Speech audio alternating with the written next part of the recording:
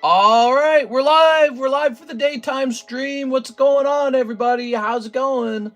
Welcome. It is Friday. It's Friday, right? Oh man, I should have just taken the day off. The weather's so nice. We got tomorrow, I guess, though. Tomorrow's going to be really nice too, so I'm just going to play all tomorrow. All right, let's see. Dude, it's really nice outside. Dark now, though. Don't you hate how short the days are? It's not just that the days are short. You know, they do the whole daytime saving garbage, and then like the sun goes down at like 4. It's awful. All right, what should the title say? Picking a new break. That's going down for sure. Picking a new break. All the new sets are here. And 100K giveaway. That's still going on. Live card shop. Save on this. Hey, what's up, guys? All right, let's pop chat out. There we go. We'll copy this link. Hello, everyone. How's it going today? Happy Friday. This is the daytime stream. We stream twice per day. You think that's a bad idea? You think that's working? Jump down here. I've been questioning whether that's really necessary. What if we just had like one big daytime stream? I don't know. Like last night we streamed for 4 hours and it seemed like we were busy the whole time, but there were only like 70 people watching at a time, but like we were busy. So I don't know. It's weird. I think it's working. You never know. It's one of those things you ask yourself, am I doing this optimally? All right, let's pause this music for a second as we get this website popped in here. People are not using the website as much as they are using YouTube. YouTube is more popular. Okay, we're going to pin this. People like doing it the old style because we still got to do work on the website. So, any changes to make to the menu? I don't think so. We ought to add more stuff onto the menu, you know that. All right. Items received at the PSA vault.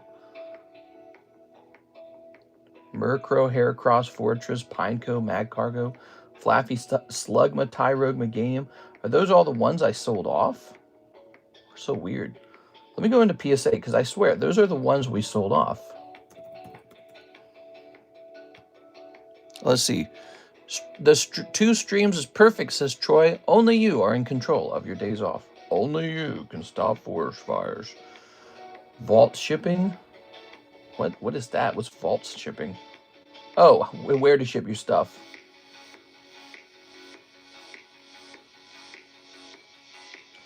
Let's see. Vault items. I'm going to try sending tag slabs to the PSA vault. I imagine they would store them. I'd be surprised if they didn't.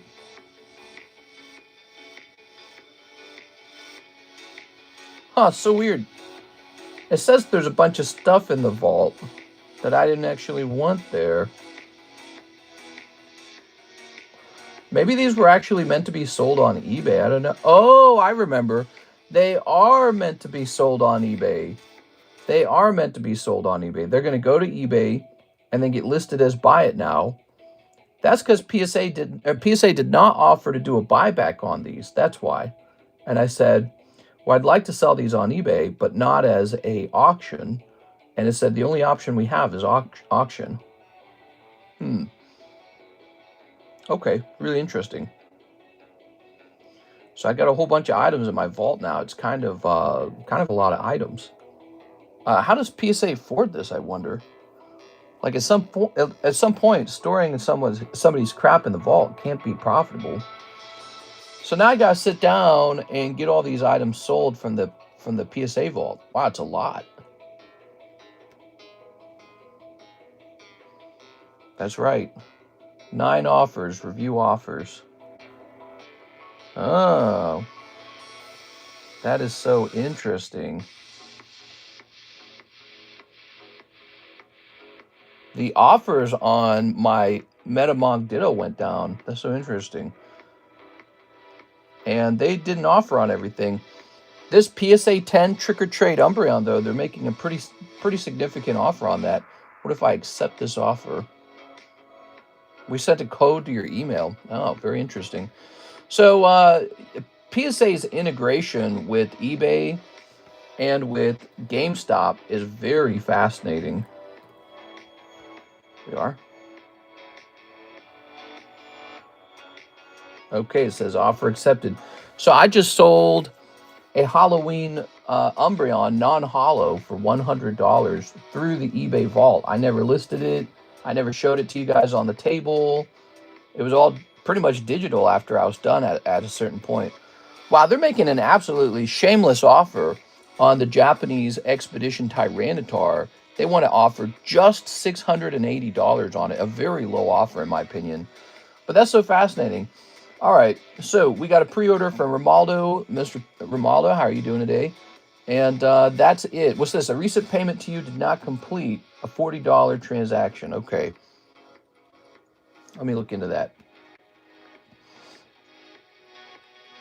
I'm going to log in here. Let me hit refresh on chat here.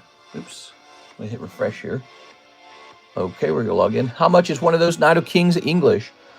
They used to be a couple $1,000s. I don't know what they are anymore. It seems everything rare in the hobby has gone to the freaking moon. So I'm sure it's a little pricey. One of them is Japanese, as you can see. I used to have a couple of the Japanese ones, but I sold those off. I think Jennifer Yap was one of the people who bought it, actually. Okay, let's see. All right. Okay, good. Mr. Mike Side says something. He said, Konnichiwa, Oni-san. Mike Side's coming to my place to witness the snow, because he's never seen snow. He mentioned he's never seen snow. So he's hanging out here in Missouri until he can see snow. Now, you asked about the Nido King. I can actually look that up for you if you want. PSA 10, he's Aquapolis, right? Aquapolis Nido King.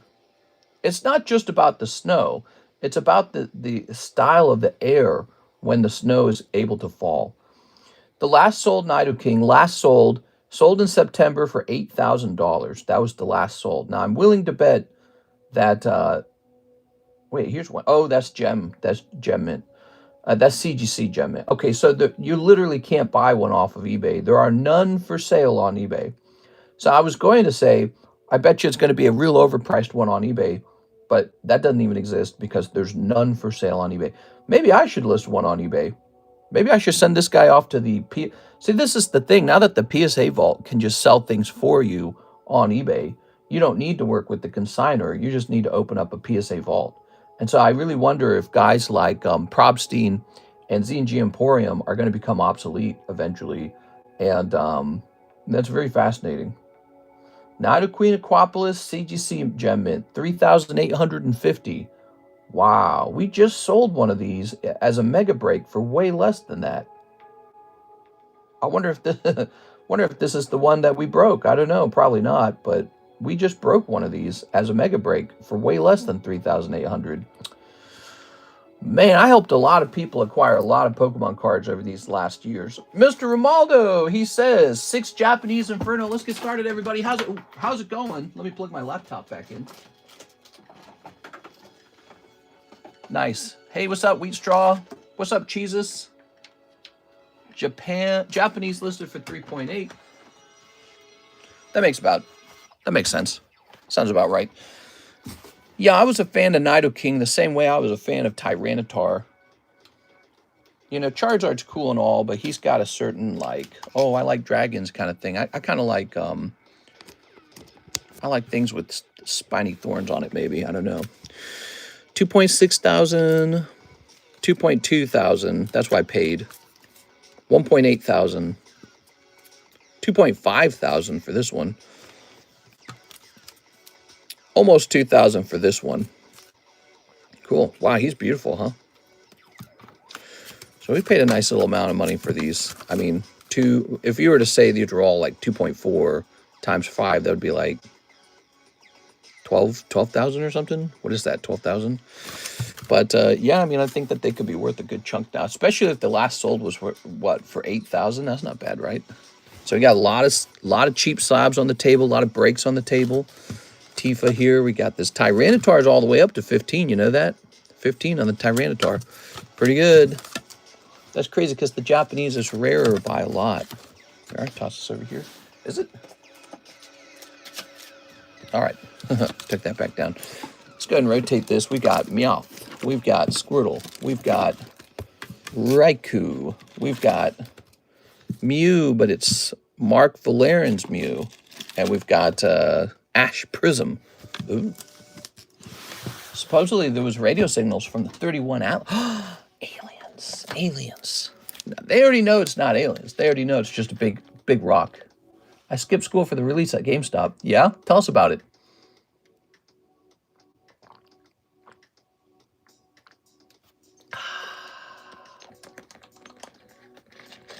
Got lucky enough to catch a Target restock and get a Charizard UPC. All right, we'll put this away. So, lift this up a little bit. Nice. And let's take care of this Infernos. He wanted 6 of these? 1, 2, 3, 4, 5, 6. Good. Let's see.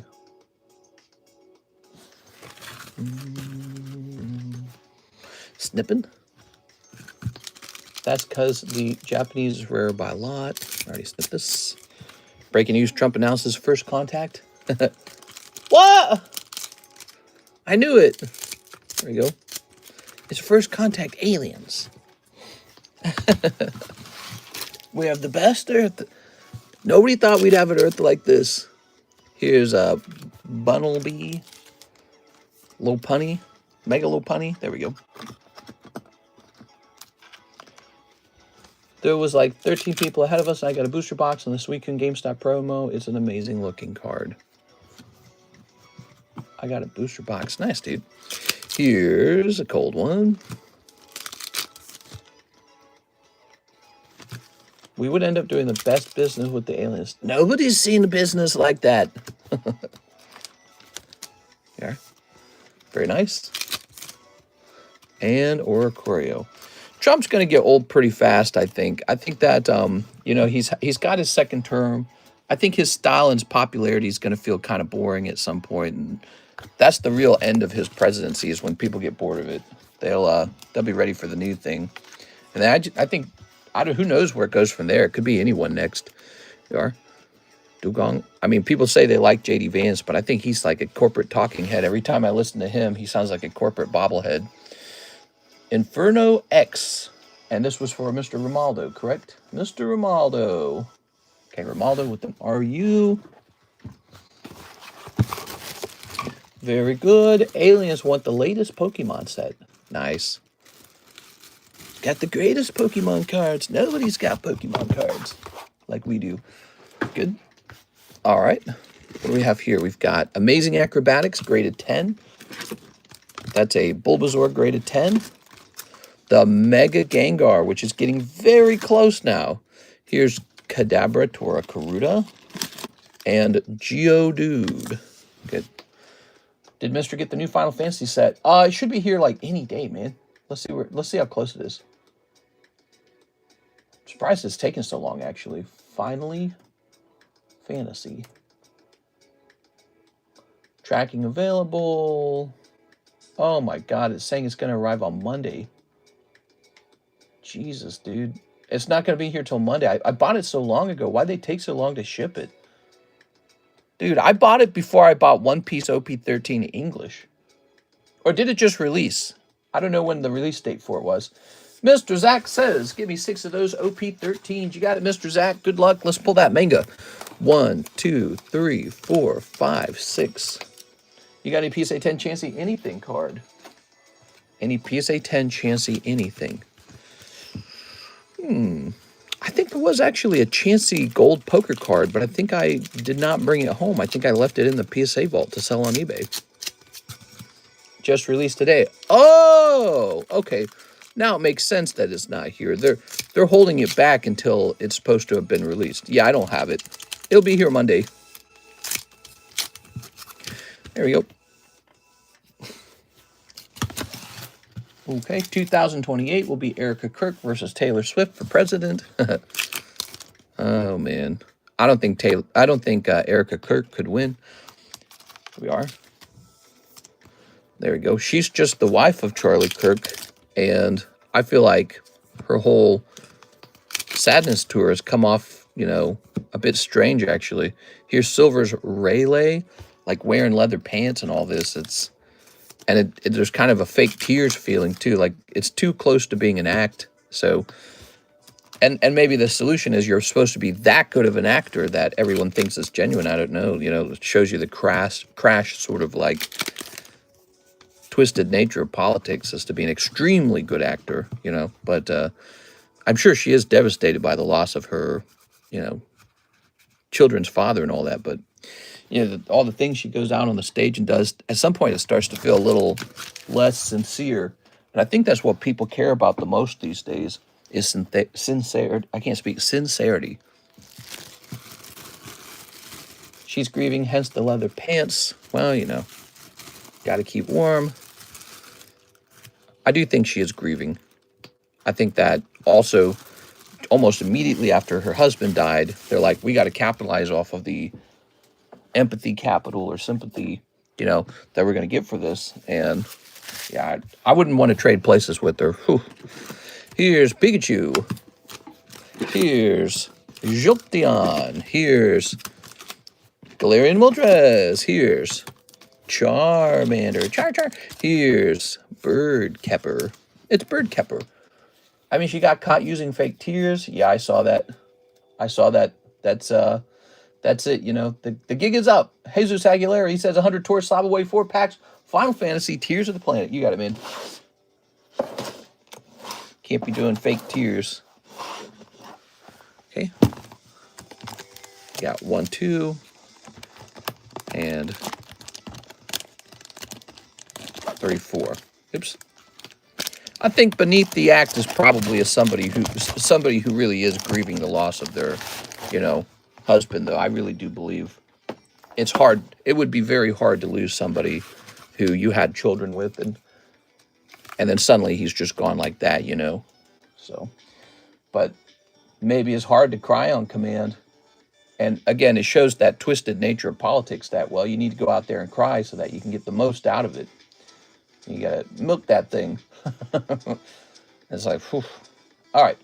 So, Mr. Aguilera, let's go find your... Oh, let's hit play on this. Better not edit that anymore. Jesus Aguilera, let's go grab... There you are. This ticks down to 200. You had the Blastoise. Boom. All right. Updated. Okay. So, Romaldo's done. Right. We're back here with Mr. Aguilera. 4 Tears of the Planet. We're looking for a new card to do a lightning break on. Now, I know that I've been stockpiling all the good cards, so that absolutely we have a good card for this new break. Absolutely. And we are ready for a new break because it feels like the table could use one. Something to get some buzz going. Politics is an extremely dirty game. Yeah, exactly. It is. I remember Ted Cruz. I thought that he was like some kind of crazy Zodiac killer just because he wasn't very good at acting when he ran for president years ago. Now he's much better at it. So now he comes off as more sincere. So being a politician is as much like being an actor as possible. In fact, it might be what defines you is your ability to come off in just the right way, in the way that people want you to come off. All right, Mr. Aguilera, human acting skills. An important skill. There we go. Let's see. Human music. How do we get on this subject? There we go. New Nikkei coming. Nice. I'm confused with what's happening with USA and Venezuela. Venezuela has been very hostile toward the United States for a long time, like as far back as George W. Bush. Venezuela, they used to be just kind of a normal country, but then one day they elect a communist. I think his name was Hugo Chavez, and he proceeds to absolutely destroy their country economically. Some people claim it wasn't that he was a communist. Some people have claimed it's because the United States sanctioned them. That could be true to some degree. Like, same with Cuba, right? The United States doesn't like communism. It likes free, open trade, at least it's supposed to. And so if you're a communist country, we don't do business with you. That's kind of how it goes. So, but you have to think about it. In a marketplace, if somebody doesn't like your politics that much, they don't have to do business with you. So it's like that's maybe one of the costs of operating that system. So anyways, they elect Hugo Chavez, and Venezuela for a little while does okay, but then they just kind of crash because their economy is based on the ability to sell oil. And what happens is for a little while they're making good money on oil, but they never really diversify their economy. Why would anyone want to build a business in a communist country is my question. So they don't diversify. And then the price of oil crashes. It falls really low. It gets really cheap. All kinds of countries are producing and selling it now. And Venezuela, again, kind of sanctioned. They can't sell oil for very much money, and they have a non-diversified economy. They go through a giant crash. They used to be one of the wealthiest countries in South America. They quickly become one of the poorest countries, and they experience something that we could experience someday called hyperinflation, where every single day your money buys less and less, even though your wages don't change. So you earn $10 an hour, but tomorrow a banana costs $15. So they experience hyperinflation. Hugo Chavez dies. He's replaced by Nicolas Maduro, who is also a communist. They're kind of like a communist dictator like North Korea. Like they got all the power, they got the group. And so they're trying to overthrow this guy. He's apparently not very nice. They could have just elected somebody who's like more open to doing business. It's kind of the same way with North Korea. Or Nicolas Maduro could be like, we don't want to be, communists in particular. We just want to do business. Let's do business. So he could have been friendly to the U.S., but he wasn't. So now I think that the United States is attempting to do regime change in Venezuela. Venezuela makes a lot of their money doing criminal activities. It's not just drug operations. It's the whole, it's the whole ring of things that you can do, and that's typically what North Korea does as well. They don't really have like advanced technology where they build anything. And so because of this, they have to find other ways to make good money, and they're sanctioned, so they're just kind of in trouble. So they're just doing criminal activity. So I think they're going to try to do regime change in Venezuela, and Trump's probably thinking it over. I think it would not be a bad thing. I think it would actually be a wonderful thing for the Venezuelan people. Why do you think they come here? Is because life over there is so bad. They deserve to have a country where they have a chance to build prosperity, and where they have a ruler that's allows a true democratic process when you're electing people. But it's probably very difficult in such a destabilized area full of like drug gangs and stuff like that. As it turns out, there's a lot of money in selling drugs.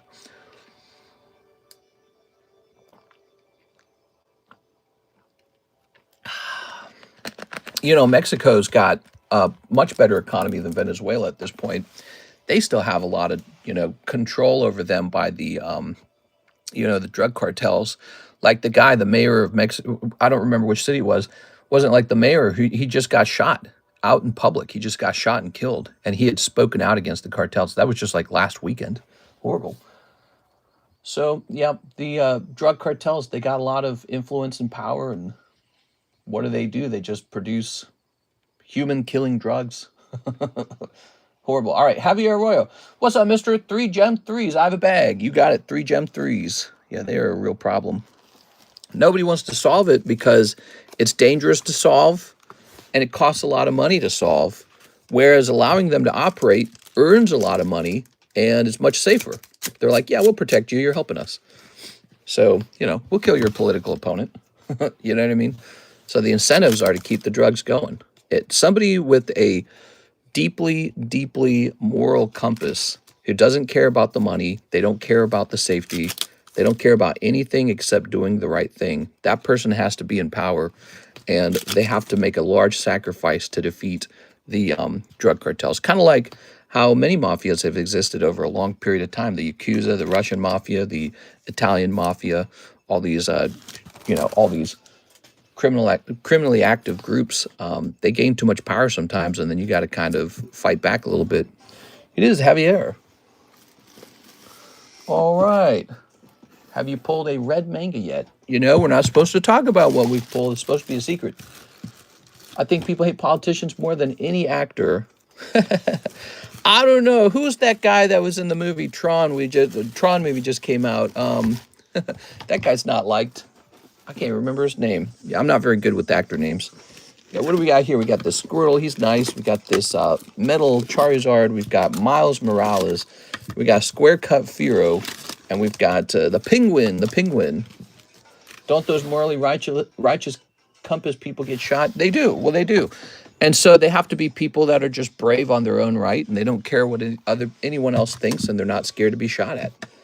And that's what it takes, If you want to live in a country that's sort of free of criminal enterprise, you have to have leaders like that. And you kind of have to be that way in your heart, too. You have to be unafraid to do what's right for its own sake, not for profit, not for safety, not for anything else except that it's the right thing to do.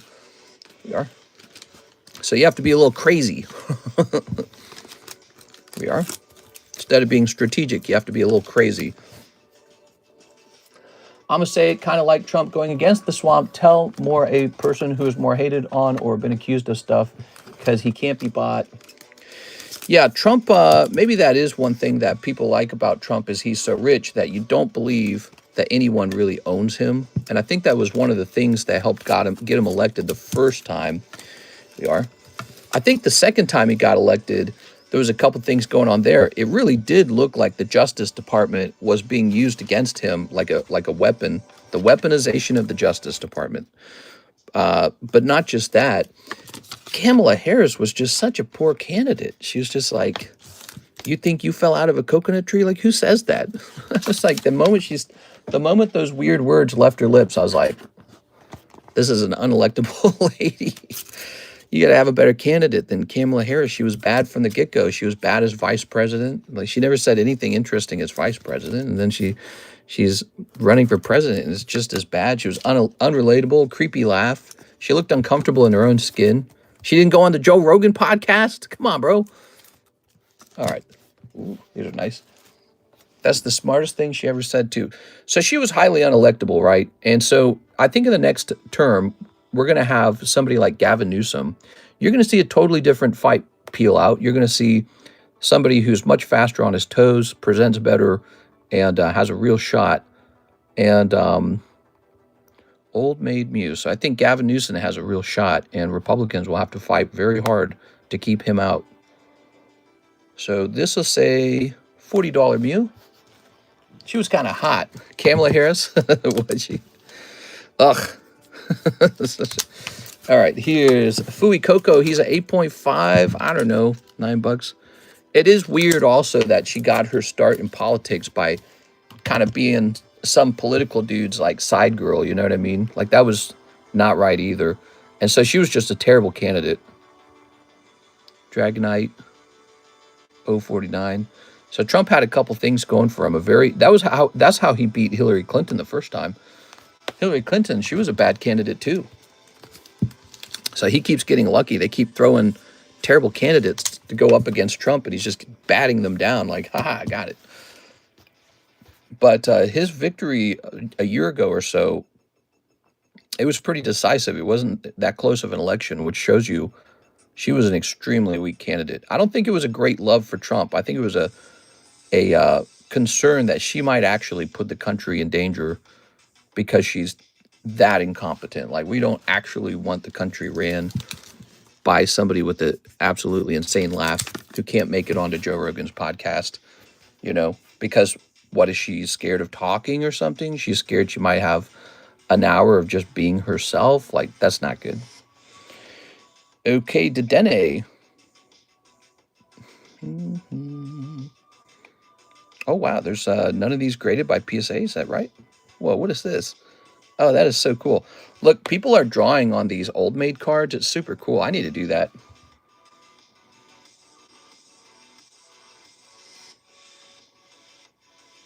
Well, there's a bunch of these. Look at this. That's fun. I had to draw on one of these.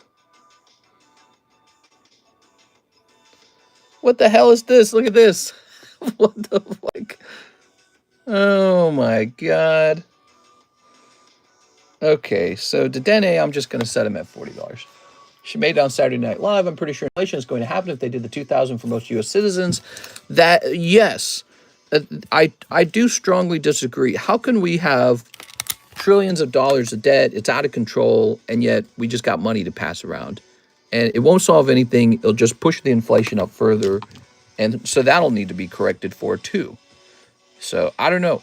Maybe if you keep kicking the inflation can down the road, maybe AI will take over at some point and it'll like solve the inflation through hyper productivity. So it's like maybe this trick does work.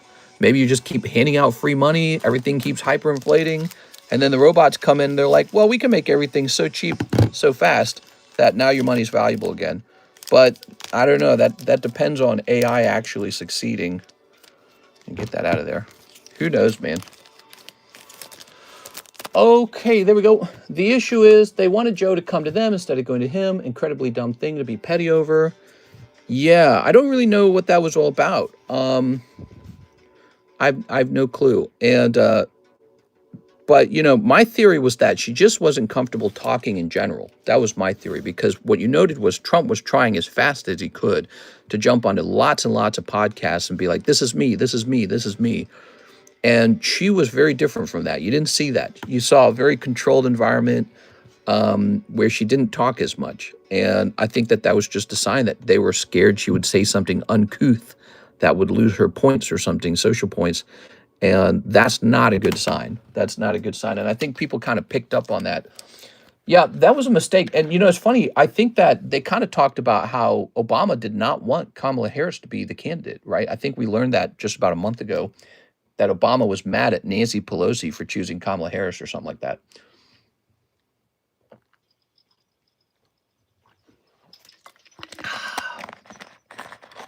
That's the only for recent Democrats, old school Democrats, I agree very much with. I don't know how we got onto the topic of politics so strongly today. What happened? Javier Arroyo. All right. Is there anything going on in the news? Let's see what happens if we open the news, guys. Let's talk a little news. I do love talking about the history of the things that have happened. That's kind of what we were doing, and offering my opinion on how it worked out the way it did. Justice Department launches Epstein investigation. Okay, on Trump's orders. Let's see. Doesn't look like anything interesting. I'm not seeing anything interesting. Let me type in. I'll type in. How about Google News? Google News. You know, these old news companies, I feel like they might not be the fastest way to get news. I feel like I get my best news, believe it or not, from TikTok. Because you get on TikTok, when something happens, all the major news companies report there anyways. ABC, NBC, CNN, Fox, they all report there. And so you just scroll through and you get the news. Google plans 40 billion Texas data center. Oh my God, dude. See, this is what I'm saying. Texas, one of those tax-free states, they get all the business. All the jobs are going to go over there. Where in Texas did they say? This is going to happen in Armstrong County in the Texas Panhandle. This investment will create thousands of jobs and provide skills training to college students and electrical apprentices and accelerate energy affordability initiatives throughout Texas. I'm telling you guys, the tax system matters. They could build that data center in a lot of places. They chose Texas on purpose. Texas is friendly toward business and low taxes. So when you get all the jobs, that's where you go now to get a job, and it just accelerates everything. You know, like people migrate there. The state expands because of the migration. People work and produce goods there.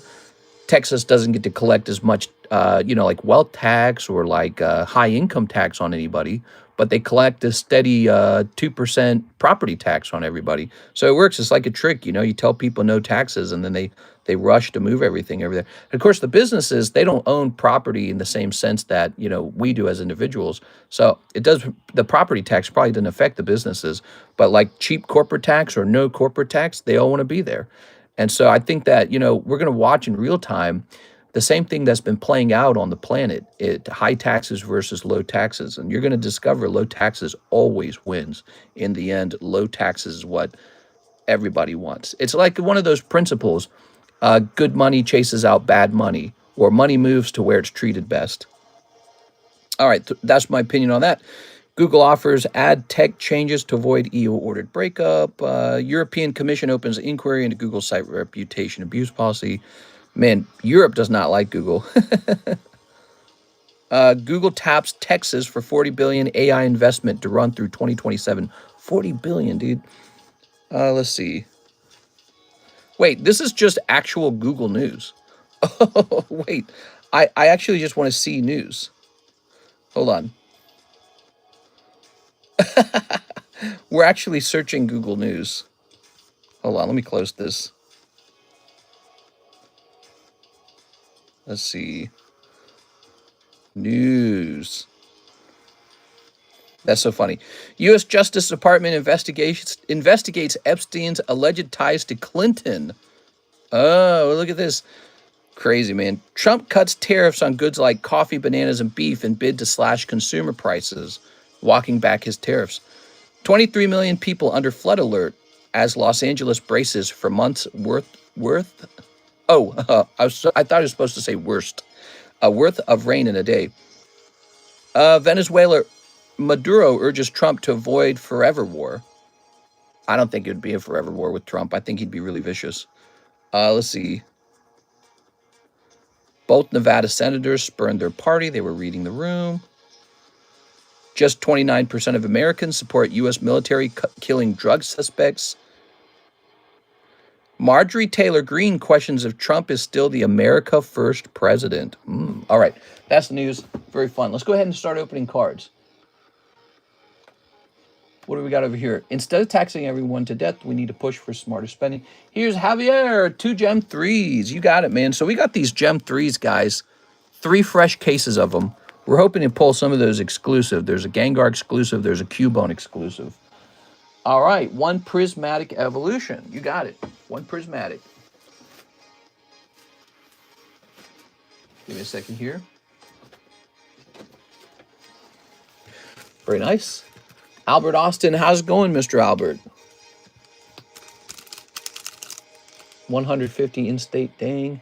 My friend got the package, thanks. Oh, nice, you're reporting back that your friend got the package full of slabs. That's great. I want that Cubone. Prismatic, such a good price right now. Prismatic is great. Really great time to be opening Prismatic. Okay, what do we have here? Fan Rotom, Hoot Hoot, Sylveon, Energy. Okay. Still feeling bad, but okay, I guess. Very nice. Ooh, Bonnet. Yeah, so when look at that Gengar. When I'm researching where to move, I kept asking AI all kinds of questions about how to move to a place where the house goes up in price the most. And AI kept responding with a similar group of answers. Number 1, the state receiving the most immigration, or at least I should say the area receiving the most immigration from other states. So like if you move to a place everyone's trying to move to and continue to move to, your house price goes up. But then to predict that, you had to figure out what place was desirable, but not just that, you could predict it based on which place received technology infrastructure. So whichever area of America was both desirable to live in and receiving projects like, big investments from giant firms, that area was going to become the absolute best investment for buying a home. If you buy a home in that area, the price goes up.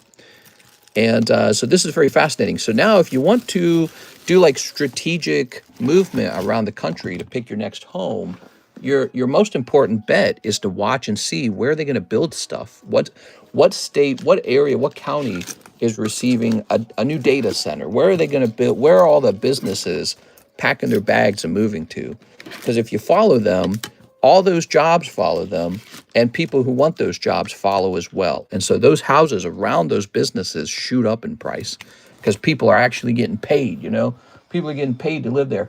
Andy Dirkson's here. Hey, mister, I'll take 1 Lord of the Rings Magic the Gathering and 1 Lord of the Rings Topps Chrome, 5 Lord of the Rings Action Flips, and can I see the hits in my bags? That's a big order. I love it. All right. We got a big order today, guys. I was not expecting that. Lord of the Rings. Big fan of Lord of the Rings on this channel. It's a very cool movie. I think it's a great brand. I don't know what they're going to do with it over time. Let's see. Hey, mister, what's up, Marchion? Oh, wow. Are we back to horizontal stream? So I'm tempted to do horizontal stream in the daytime and then vertical stream at night. 1, 2, 3, 4, 5.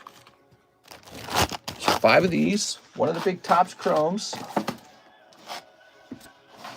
Bro, what is this music? And 1 of these. That's expensive. Most of the cost of the order is this one pack, so we'll save this for last.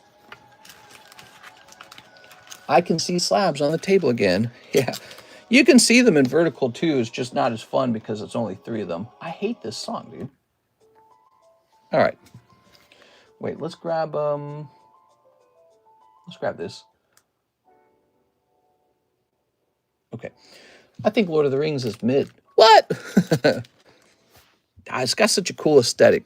When I was younger, my parents made me read The Hobbit, and then I voluntarily read The Lord of the Rings. And it can be a bit slow to read through, but it's got a great aesthetic to it. And no, it's cool, man. It is. All right. Snipping this. And snipping this. Okay. The movies are masterpieces. Yeah, the movies hold up, in my opinion. They're still fun to watch. I don't think they're as cool as they used to be. They give you a lot of nostalgia. If you didn't watch them back then, you might not have any nostalgia for them. It's good. A lot of old men and short boys. Yeah, are they cracking hobbits? Is that why Gandalf was hanging out? He was busy cracking the hobbits. Here's Frodo. Oh, Frodo. Oh. Okay. That's like a little chrome card almost. Now here are the lenticulars. We got Strider. Here's this. Here's this, Gimli. And here's this. Okay. I rewatch them all the time. Return of the King might be my favorite movie ever. There we go. I liked how the story is a lot of fun because in the end, this is what really stood out to me when I rewatched it most recently, is I came to this realization that really is this story about a normal person, you know, Frodo, who's supposed to represent just a normal civilian, sort of being involved in this war between good and evil, but how he's supposed to be, you know, like immune to the power of the ring. So this is almost like this, you know, it's meant to suggest like normal people don't care about political power and all that. And so they have maybe a more righteous desire to live in a normal, peaceful place. Right? Like if somebody tells you, oh, well, you know, you should give up your country or you should move or blah, blah, blah, you know, who cares?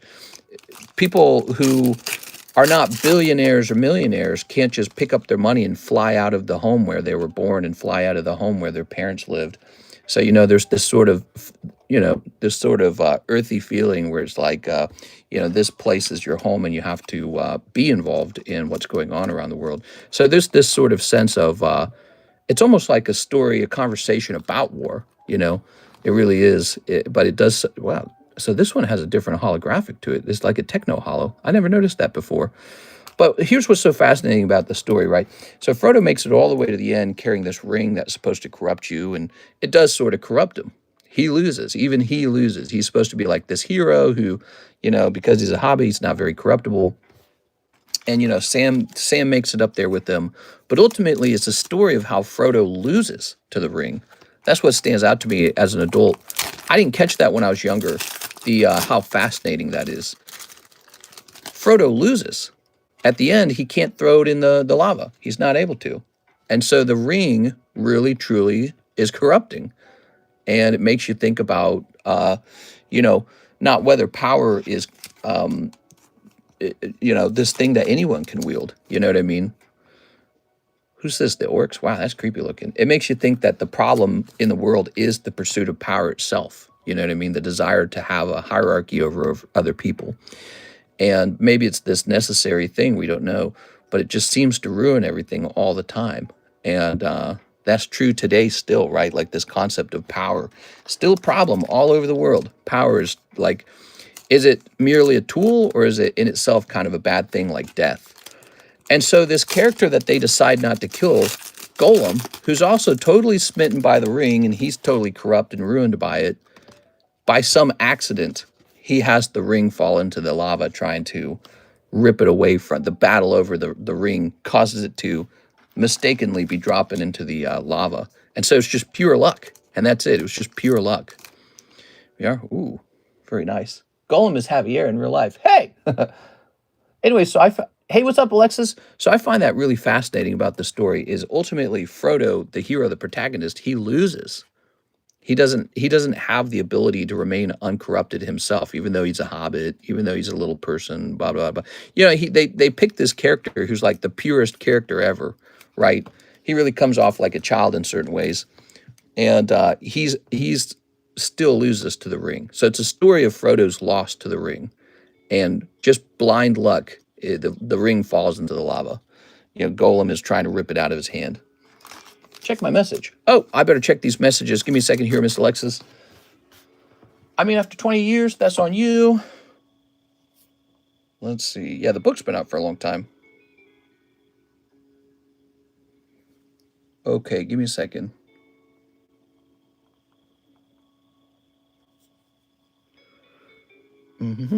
Miss Alexis is showing me Mr. Brandon Wong's shipment. It's really good.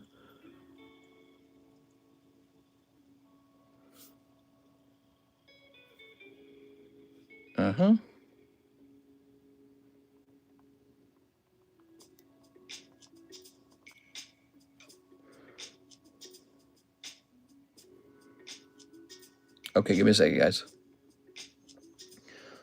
Let's see what you guys are saying. Cody, I've had that since the first time I had COVID before they threw what it was. What? Ronaldo Ray, Mister, thanks for all the entertainment and wonderful Pokemons.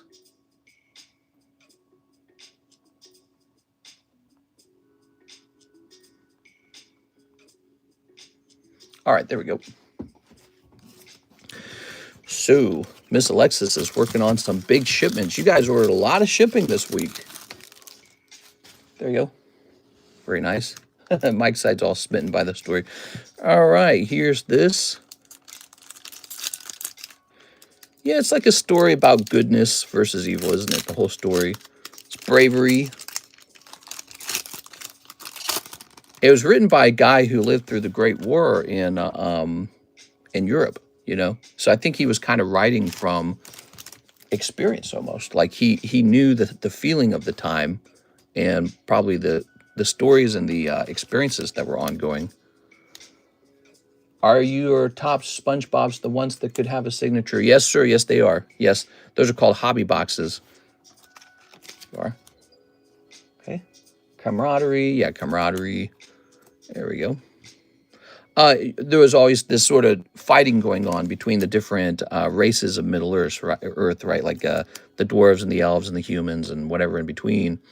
And I feel like that's part of it too, because that sort of represents in World War II, you know, the perhaps shaky alliances sometimes that were going on, and the realization that, hey, we have to put our differences aside, and there's this bigger issue going on. Now we have to fight it. And man, it's an interesting thing. So it kind of reflects that time period. It's a very creative book, you know. It's sort of like introduced fantasy into a time period that didn't have it yet. So it's sort of a first mover that way, right? Like now we have tons of fantasy. We got Animus. People are writing fantasy all day long. He just did it first. He did it a long time ago, and he was the first person to kind of get into that. And I don't know, that's cool, you know. It's like bringing something out of nothing. You know, when you create something really cool, or build a big home in a place where there previously was no home, you're kind of building something out of nothing, and that requires a lot of imagination. So here's the Dunedain Blade. Here's Bombadil's Song. Ooh.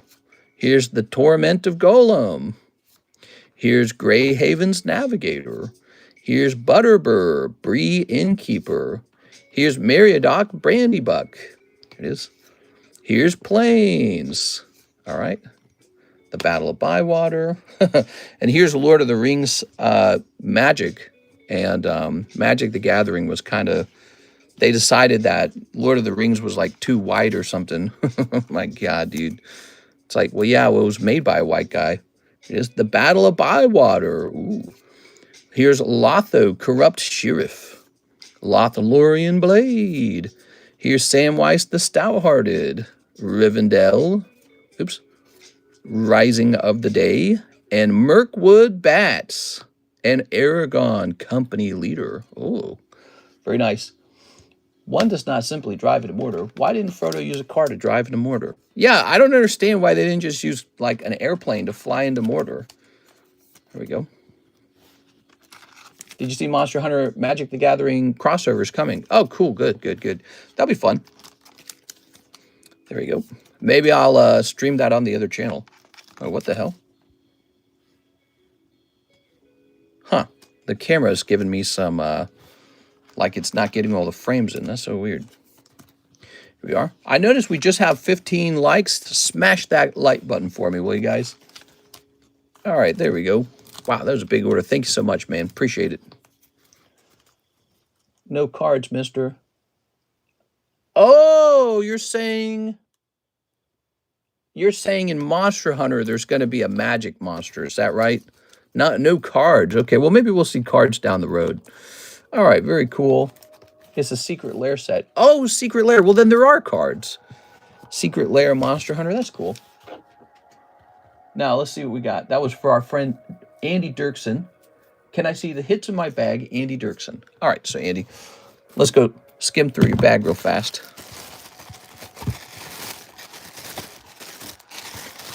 This whole box is empty, so you're not in there. All right, that was our segment on opening Lord of the Rings. Oops. All right. Only real ones here, and like, Mister, your thoughts on PSA no longer going to grade Funko Pops. Is that true? When did they announce that? Is that true? Funko Pops is dead. They were on life support. If that's true, they're dead. That's it for them. They're out. That is the end of Funko Pops. God, it's so crazy that I completely stayed away from Funko Pops the whole time, knowing it was a bad product. I didn't want you guys buying it. I knew it was a bad product the whole time. We are. They've been dead on arrival. Graded Funkos. Funko Pops, the new Beanie Babies. Beanie Babies is the new Beanie Babies. Beanie Babies been around for a while, huh? Beanie Babies still a profitable company, surprisingly. They just, they aren't what they once were. Shadow of their former self. PSA announced it prior to the news they were going under as a company. Wow. That's really crazy. We are. They sent, yeah, PSA sent an email a while back. Wow. Go. I guess PSA doesn't want to be their life support system and make itself look bad. We don't grade trash. Would Tag grade the action flips? Yeah, 100% they'll grade those. 100%. They definitely grade. We've graded those before. Andy Dirksen, number 2. Okay. Wow. So I had not heard that. I knew that Funko Pops were struggling, and I felt like I was ready to go, aha, I told you. But I did not know that they were no longer gradable, which is very fascinating. They're definitely dead, dude. There we go. Now they're just a toy. They're just a toy on the shelves at Walmart and Target. When they were gradable, they were probably looked at as an investable. Crazy that PSA can be a market maker that way, you know? Like, they're literally a market maker here. All right.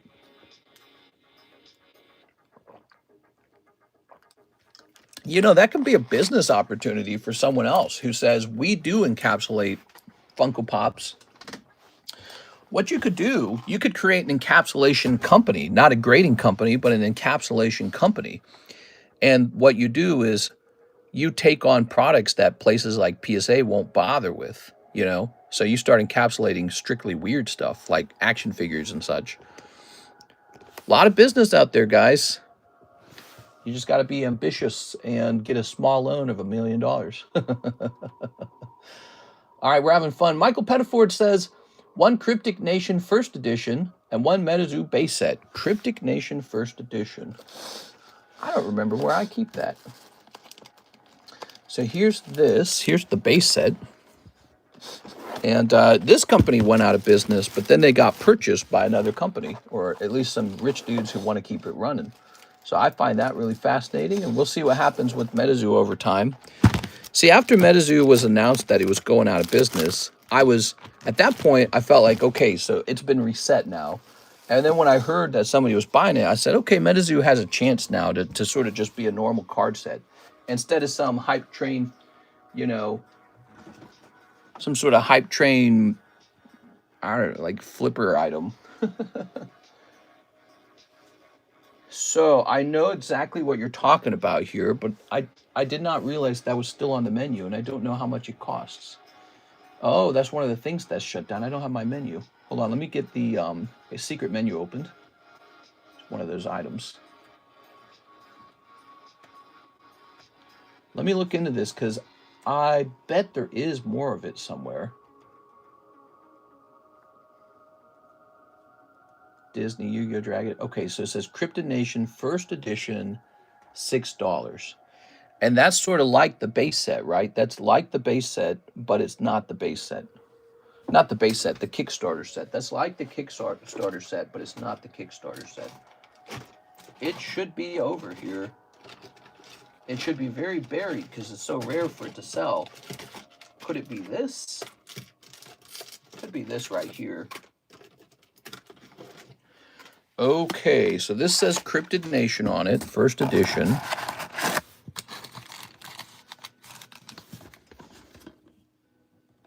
Made in China. Now this is different than the here's my Kickstarter. Where did we put the Kickstarter? Ah. The fact that this was so buried makes me think this is the correct box. But where's the actual Kickstarter then? Oh, the Kickstarter would be up here, wouldn't it? I put it up here. Yes, I did. So give me a second here. Oh yeah, they're different. See, this one's taller over here. And it doesn't say Kickstarter on the back. Okay, we found it. So these are it. We found it.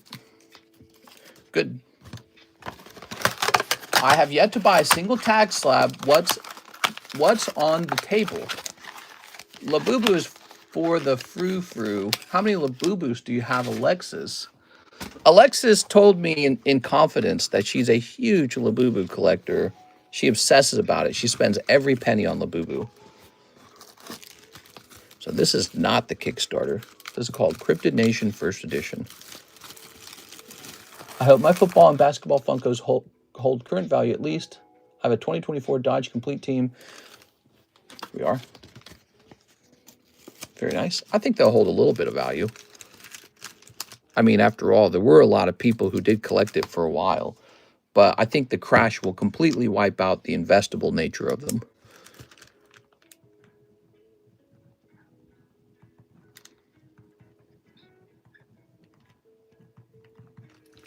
Alexis would collect Labubus.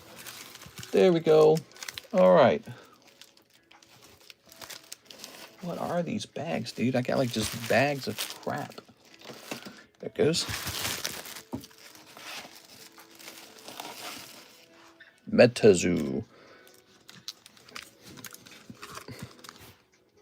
Okay. We're back over here opening this for Michael Pettiford.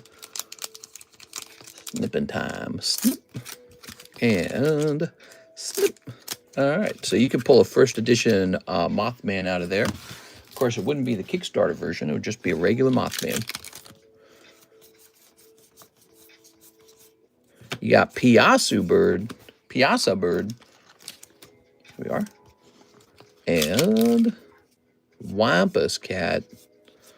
Spring-Heeled Jack. Sun Wukong. Okay. Ooh. Boink. Very nice.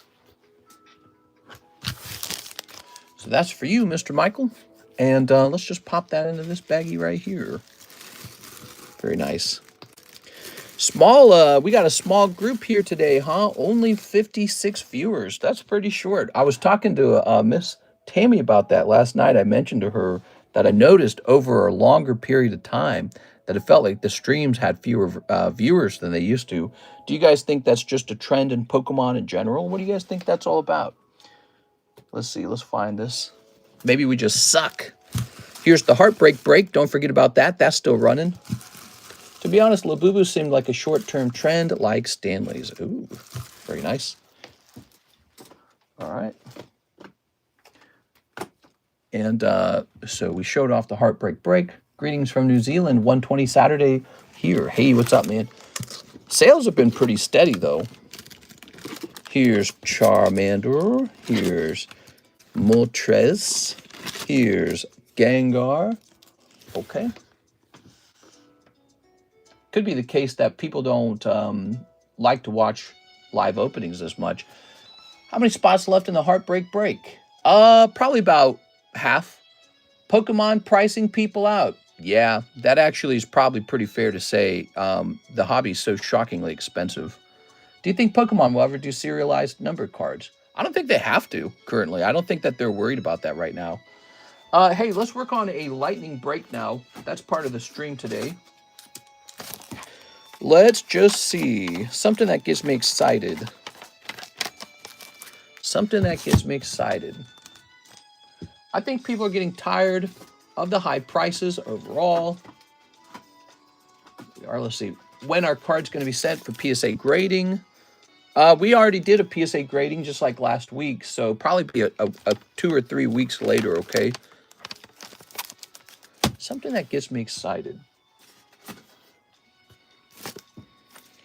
Let's, ooh, how about this Vulpix? That's pretty cool. That's nice. Bro, what gets you excited, bro? Pokemon cards still. I still love them. We are. I love stacking them up all day long. Let's see. Looking at some options here, guys. Yeah, actually, it's funny. You just mentioned the affordability issue. And I feel like I'm looking at these cards thinking exactly that. Like, how am I supposed to do a break on this when I know it's going to be way too many spots?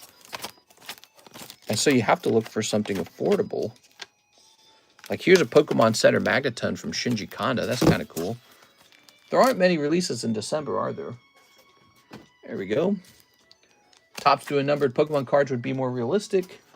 Personally, I'm still having fun with Pokemon, but I do have friends that are slowing down because of high prices. Alexis likes seafoods. That makes Alexis excited. There you go. You sound like me, Alexis. My wife has to tell me that seafood isn't a personality. You know seafood's not a personality, right? We are. All right. Alexis, we've been eating these Cook Unity meals. They're like pre-cooked meals that get mailed to you. And Karis ate one yesterday, and she got total food poisoning from it. And so now I ate one today, and I'm scared that I'll get sick. Let's see. Affordability. Yeah, that's a big problem. Affordability. I've never disagreed with her before. Today is the day. Oh, yeah. Hey, here's a nice one. I like that. I like this as well.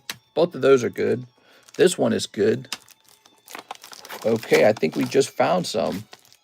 But, you know, I'd really like to host a vintage card for you guys. And the problem is I can't host a vintage card without overpaying for it now.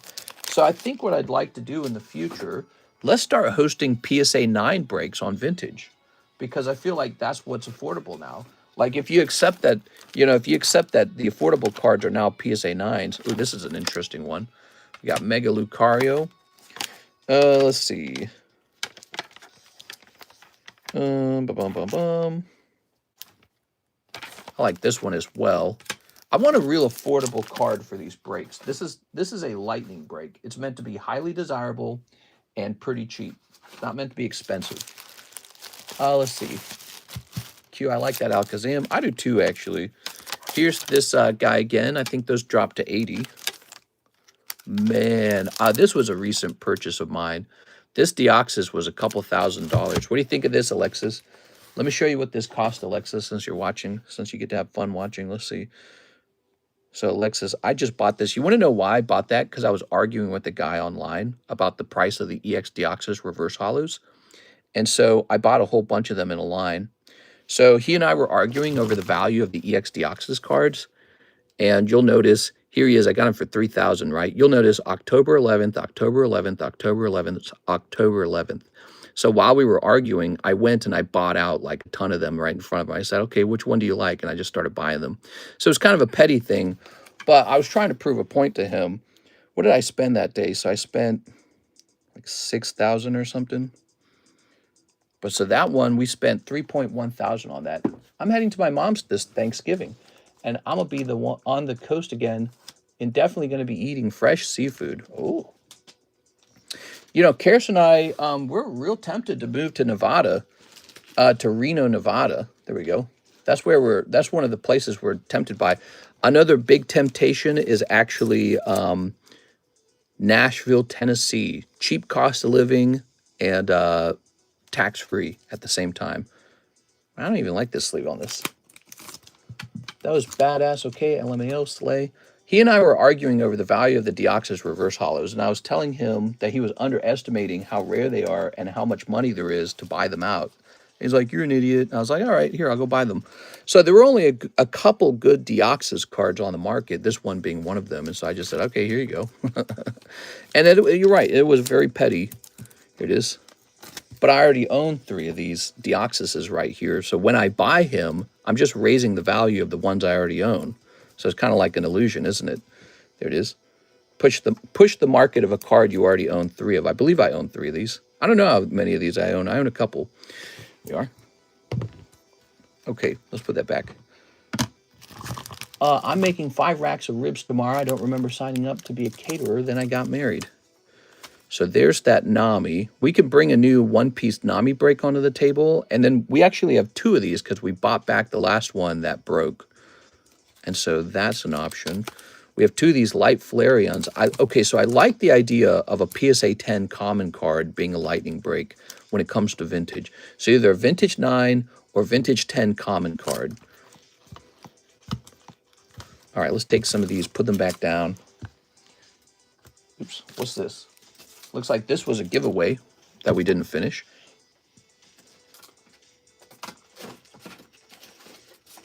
Grabbing some of these. Don't worry, if you guys are waiting for your turn in the queue, we're not done. I'm just picking out a lightning break. Live customs. Okay, so we saved that for the live customs. Let's put it in there. Save for the Pokey Shuffle. That's cool as well. This should probably be a giveaway. Remember back in the day when I told you guys to buy this one and it totally went to the moon? Ooh, this Arania could be a giveaway as well. We gave away the other guy, didn't we? That's an 8. This guy's a 7. These are just regular slabs. They shouldn't be in that other box at all. Okay. All right.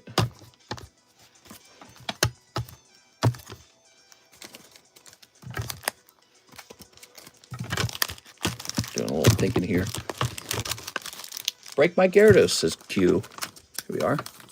You know, I gave you that Gyarados in a trade, and that was a terrible trade for me, it turned out. Your bag had nothing good in it, so I think about that more carefully next time.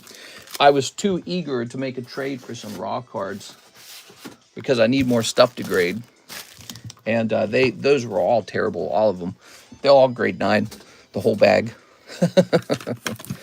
All right, what do you guys like here? Here's a Pikachu. He should probably just go in the live customs, so he doesn't need to be a break on the table. Live customs Pikachu. But he's fun. There's Sylveon. Take it back, mister. No, it's all right, man. It's not a big deal. Mister, I'm going to spoil you in December. He says, I don't mind. No, you keep it. You've been a great customer. I don't mind. I was just telling you how that went because I got a chance to sit down and pre-grade them. And I was like, oh, shoot. So that's part of the game. Okay, so don't feel bad for me. I got all these cards. Don't feel bad for me, Quelly. I got plenty. So here's Sylveon. Here's a Lucario. We got this Lucario 9. That's pretty cool. Here's here's Alakazam Altart. What do you guys like in the best? This guy got a 9, which is kind of good in a certain way. It'll make it affordable. And then this guy's beautiful. But I think he's too cheap, actually. Lucario. You guys like the Lucario, even though he's a 9? Okay, let's get this guy started up. So the fact that he's a 9 means I can't really charge much for him. There it goes. Take it back. I'll take a lower price slab. There you are. Okay. You can definitely trade it. If you see something you want to trade, you just tell me if you see something you want to trade for, okay? There we go. All right. Now, that's Lucario. Mega Lucario. PSA 9, Mega Lucario 179. And we want the cheapest one. There we go. And the cheapest one is going to be, all right, is that English? So we've got it at, divided by 40. I don't know. I don't think you guys could handle it. It's going to be a 1 in 7 odds.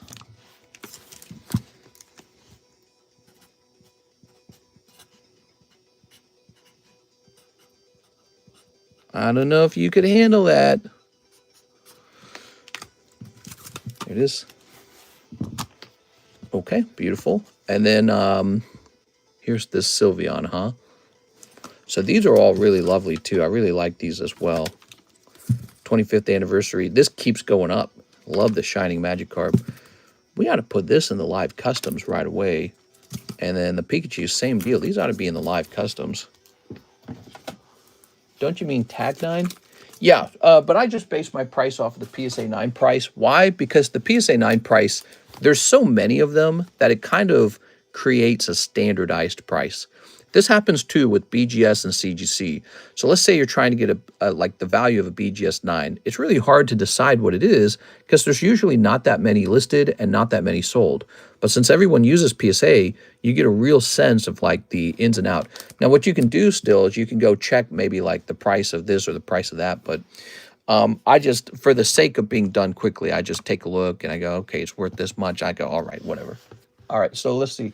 I mean, sometimes when it's a more important card, this is not an important card. This is a modern 9. When it's a more important card, I'll go out and I'll go investigate that card. But that's just a modern 9. Ivan Rodriguez, Dragonite, 20 bucks and $9 Coco. But give Coco to your friend that's keep asking you. He keeps calling you bro. So you want a $20 Dragonite. And the Fui Coco. It is. The only problem, I'll do that for you, but the only problem is he will have to also ship it. And shipping will probably be about 20 bucks, but he might be able to get his dad or someone to cover that. So this is going to say 2 Rockstar. This proves the theory, the squeaky wheel gets the grease. Rockstar Mahi from Ivan Rodriguez. Oh, okay. So how do you value the tag slabs versus the PSA or the BGS grades? Oh, I really like tag. I'm not being paid to say that. I'm being very sincere about it. The tag company does not have like a influencer program with me. I simply qualified to be one of their like tag dealers. So I have a contract with Tag to grade a bunch of cards with Tag. And, you know, I didn't have to agree to that contract. I didn't have to do it. I liked Tag. What had happened was I had graded about 1,000 cards with them before applying for it. Like I sat down and I applied for it because I think that their stuff is pretty good quality. Tag's really interesting. Tag grading, they've got probably the best quality plastic of any of the companies. That's why I've decided. I don't know if they pay more for the plastic or if they just simply figured out a trick that works. But they have the best plastic of any company.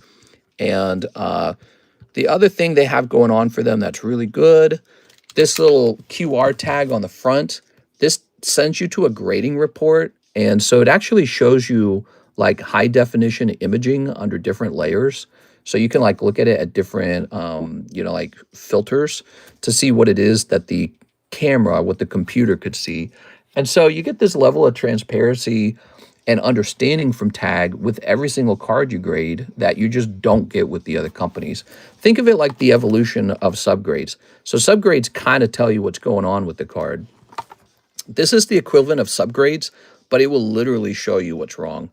And it's a massive upgrade over Beckett that way. Tag also has something called the pristine grade, which I believe is acting like a black label. So if your card's like in the top 1,000 percentile, they'll call it pristine and they'll give you an actual score out of 1,000. And so I noticed I've sent them at this point maybe close to like 2,500 cards. And in that time period, we've gotten like 4 pristines. I'm not exaggerating. It's been like 4 pristines. And so their pristine grade is super hard to get. I've only gotten it a few times, and so that's their black label. So they got a lot of good things going on. They got a nice, tough gem mint. They got a pristine if your card is nearly perfect. They got this QR code that sends you to the grading report. And then they got like the most high quality plastic of any company. I believe what they're doing with their plastic is sort of like glass, and it creates this super clear view and has a nice heavy weight to it. And it even sounds good when the plastic's, clinking against each other. Some downsides, Tag is also the hardest company to crack your card back out of because the plastic like shatters, and it shatters like glass. So that makes it really hard to get your card back out if you're looking to regrade with another company. So I think I've gotten pretty good at that over time, but that's definitely a downside. It's definitely a risk. Whereas like BGS is the easiest to crack your card out of. Uh, tag slabs are the hardest. I don't value that. Some people might like it, that it's hard to crack the slab out. I don't value that personally. I like it when you can get your cards back out easily. So it's kind of ironic that that one viral video of a tag slab opening up on its own, it's kind of ironic that that was such a like important moment for them, because people are talking, oh, they're not sealed enough or something like that. And it's like, no, dude, tag's the hardest one to open. And I can tell you probably what happened with that one, because I mentioned this before. It's most likely that one never got encapsulated. So it probably just never went under the encapsulation machine. That's what makes the most sense. Because even if you break all four sides of a slab in a way that the plastic disconnects, it's still hard to peel apart. So for a slab to just open up like that in that one video, it probably never got encapsulated. That's got to be it. I've thought about it. I'm like, this one just didn't go under the machine. And that makes a ton of sense that that could happen. Like, you could be a guy encapsulating thousands of cards a day and you're just pushing a stupid button. Maybe you set it under the horn, you don't push the button, you look back, you're like, that one's done. You just peel it back up. So that's almost certainly what happened. You got a slab that was never encapsulated. They didn't push the button and encapsulate it. For those of you who know what I'm talking about, there was a guy who got a tag return back, and it like opened up really easily. It was one that never got encapsulated. That's interesting, Mr. Wounded. How they sell compared to PSA. I've seen CGC slabs are struggling to sell, trying to stay away from that kind of issue.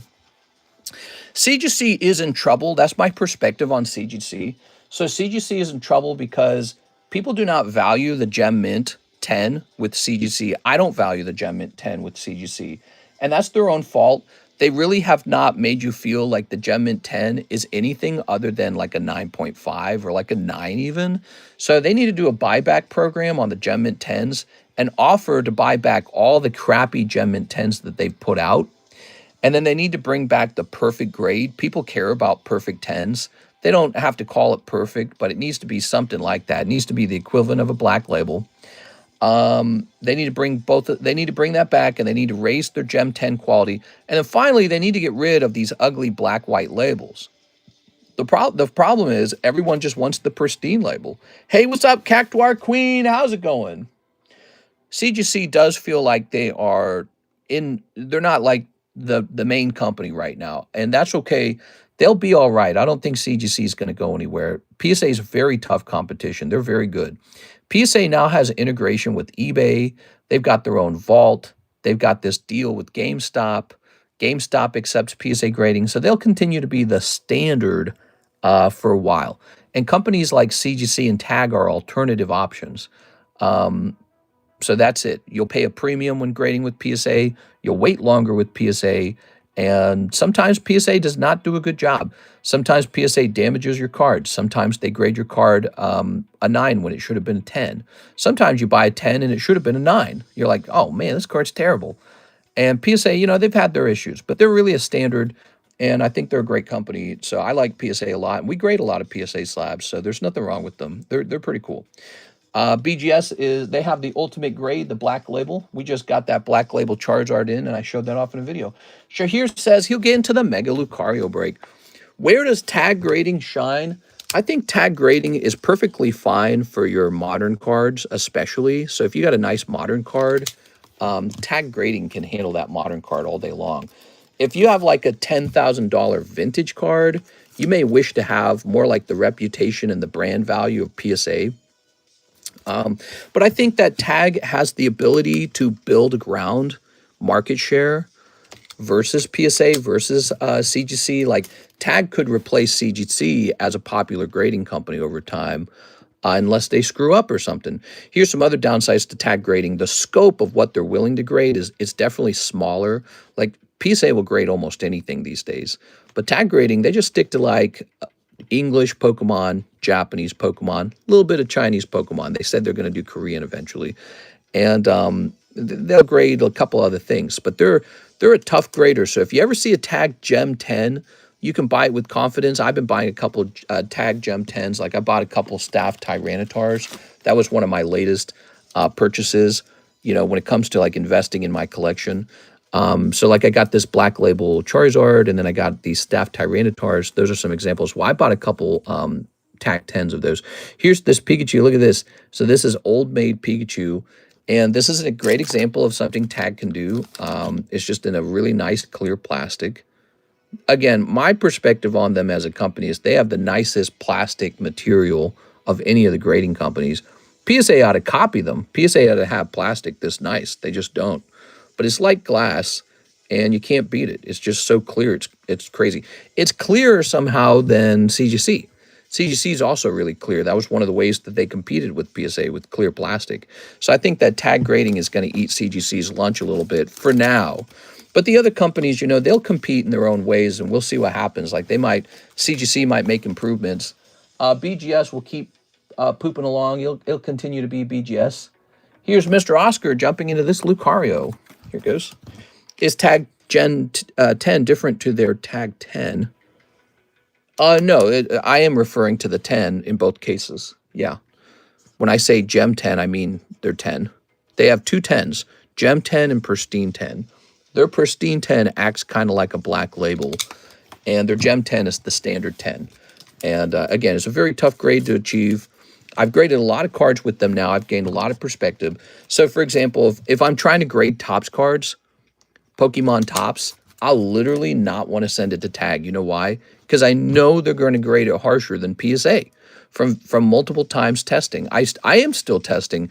I sent even more Topps cards to Tag, and we're going to send some to PSA, and we're going to get a sense of it. And so I just grade so much, I have a sense of these things. Where does Tag really shine? You want to send them like modern Japanese and modern English and try to get nice 10s and even pristines on those and ask for a premium on the pristine. That's what I would do. And I like their short turnaround time too. They have a much faster turnaround time than PSA. PSA is the standard, but that comes with downsides. They can ask whatever they want in terms of price, and you have to pay it. But then the other really big problem with PSA is they take way longer. They take like several months, like 2 to 3 months for a PSA return. Tag grading can come back in like 30 days. So you almost have to think of it like express grading at that point, you know? So, and we offer Tag grading as a middleman service for $30 per card. Mr. Zach, get me in that Lucario break. Yes, sir, Lucario. Here you go, Zach. Zach Stacks. We've been doing lots of cross-grading between companies. Lots of cross-grading.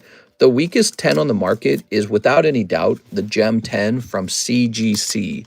So, and I think that's an image problem for them. I think they have to correct that. CGC brand is completely tainted. Yeah, CGC took a big hit in the last year or so. That doesn't mean that they can't correct themselves. And don't forget, CGC, they're not going anywhere. They're the famous comic book grading company, but they're also the famous coin grading company, CGC. They've been around a real long time.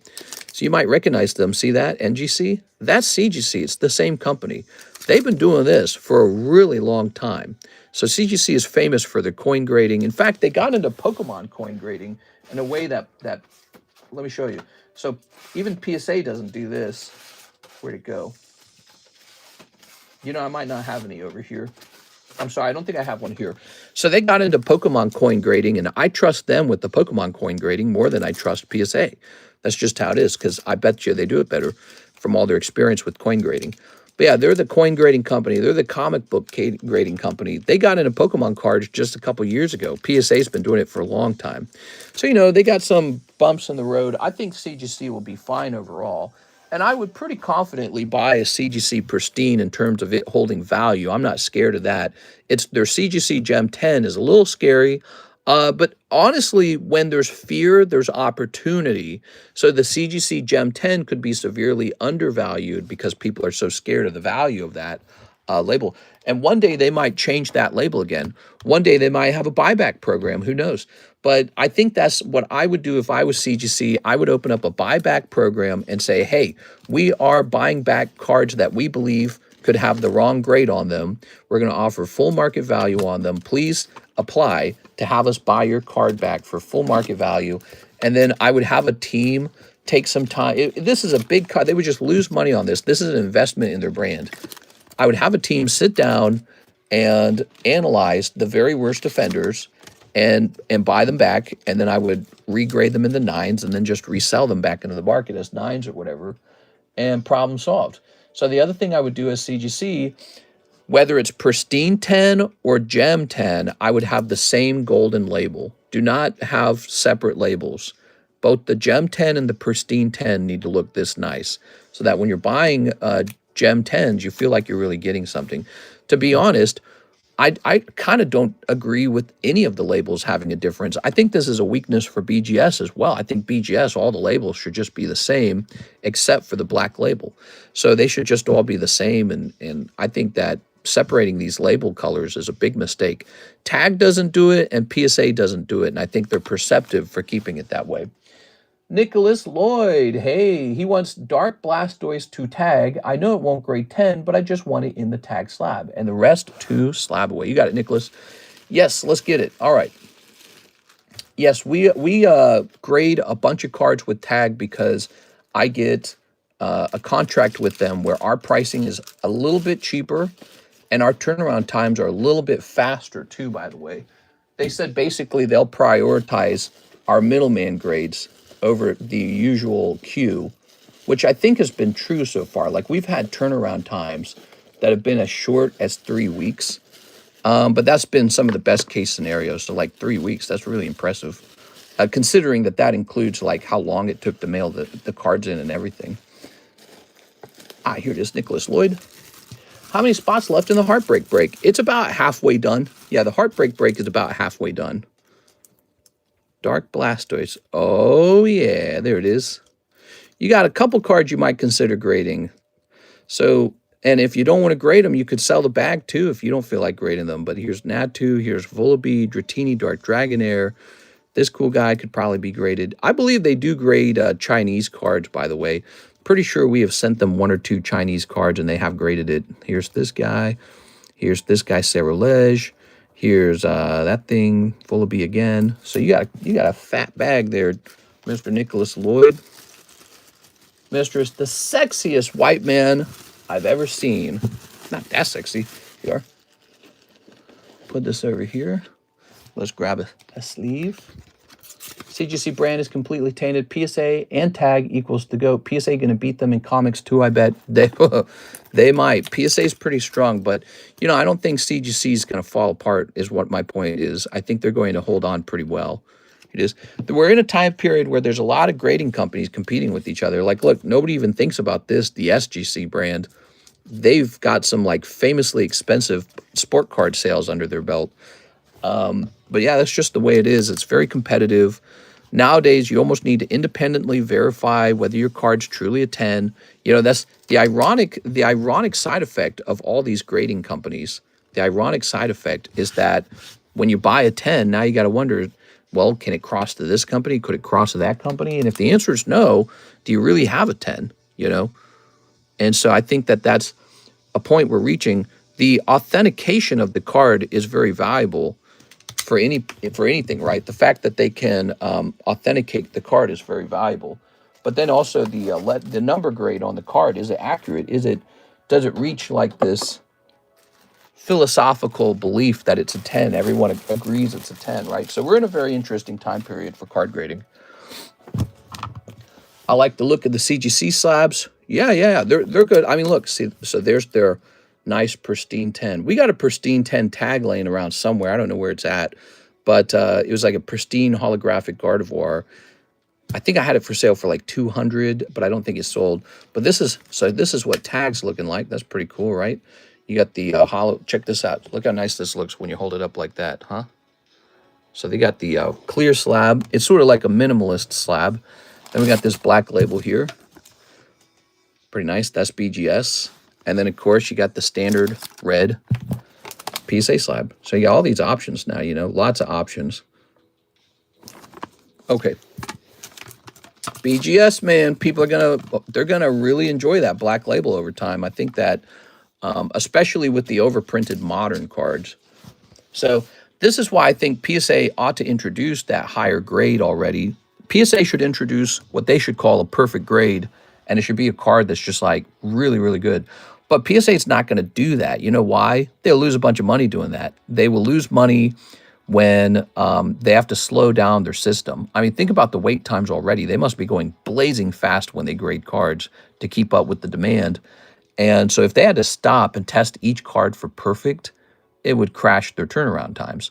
So only companies like BGS, CGC, and TAG are doing it because they receive less volume.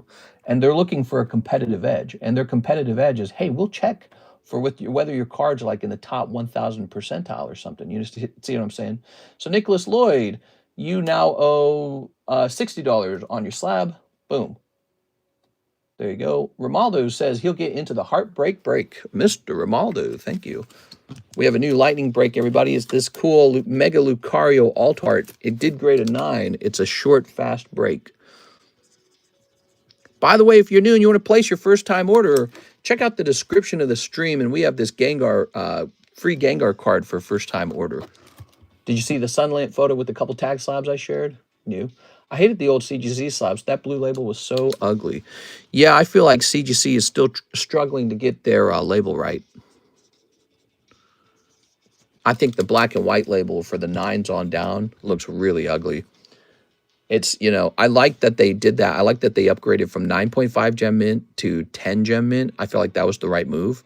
But they shouldn't have just automatically pushed everything up into a 10. They should have regraded every single card you sent in to decide if it stays as a 9.5 or if it turns into the new gem 10. Okay, Romaldo. And let's see. So we're going to have you go over here. Real small audience today. We're in horizontal mode. Real small audience. Especially for a Friday, I feel like this is a small audience. Mister, how many people are in that Team Rocket pack split? I think I'll wait to buy another spot once it gets to like 8 or 9. So the Rocket pack split is up to 3 people. It's actually moving a little slow. Sometimes it moves faster. Here's some reasons why it might be moving slow. First of all, these packs have gotten expensive over the years, and it just costs more to get into them. Second, we got all these new sets releasing. Gem 3, OP13, Phantasmal Flames, you know, Mega Symphonia, Mega Brave, Mega Evolutions. There's been all these great Pokemon sets to open alternatively to the Team Rocket set. But yeah, I think this one's just taking a little while, and that's okay. There's tons of great breaks on the table, too. There's so much competition over what do I buy. It's really hard to decide what to buy into. I just ordered 2 soft shell crab, vertical for daytime. We could do vertical for daytime and horizontal for nighttime. I feel like that's actually not a good idea because we want the opportunity to pull in new viewers in the nighttime. Andy Dirksen's, I'll take 10 Poke Shuffles, 1 Spider-Man, and tag grading for the Saruman action flips. Now, wait a second. Tag doesn't grade that. PSA will, but Tag doesn't grade that. And then he says, and 1 Star Wars Chrome, your choice. Sounds good. All right. So 10 Poke Shuffles. Let's get it.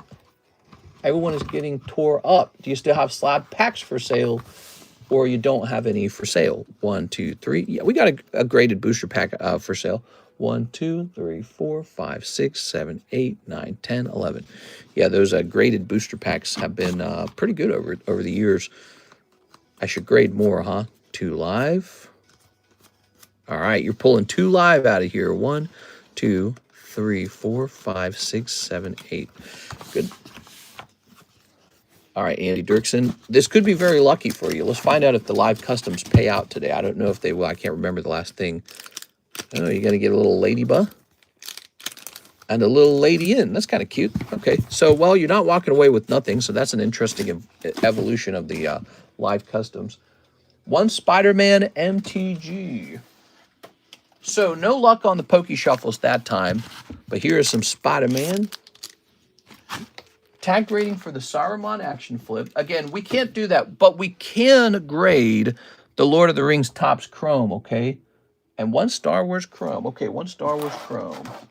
So we could pick one of your Topps Chrome cards, because tag grading does grade Topps Chrome. I low-key went to buy a Team Rocket graded pack or something old. They just look cool. Worth to try sending it to tag, says Andy Dirksen. Worth to try sending what to tag? These guys? Okay, you ready for the snip? Here goes. Thanks for your big orders. Today's stream brought to you by Mr. Andy Dirksen. He's going a little deep today. I appreciate it, man. What do we got?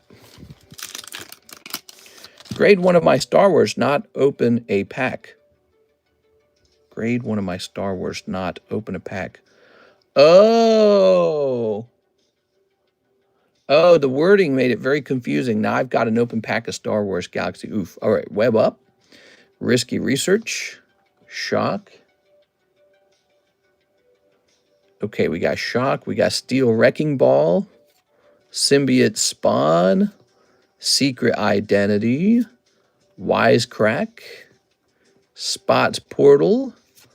Ezekiel Sims. And Forest. So far, nothing too exciting in the commons. But it's all about the rares. I got a Steel Wrecking Ball. Happy Friday. Opinion on my previous message.